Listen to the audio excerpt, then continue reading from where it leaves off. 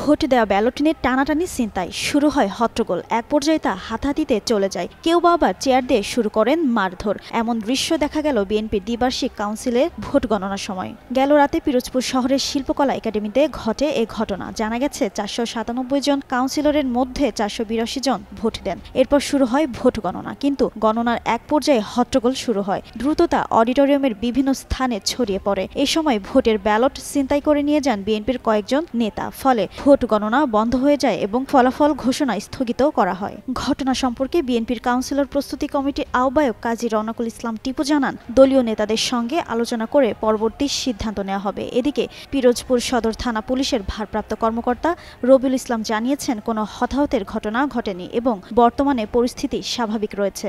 এদিকে হাতাহাতি ও ব্যালট ছিনতাইয়ের ঘটনায় প্রশ্ন উঠেছে স্থানীয় রাজনৈতিক পরিবেশ নিয়ে। দলটির নেতারাও রয়েছেন পরবর্তী সিদ্ধান্তের অপেক্ষায়।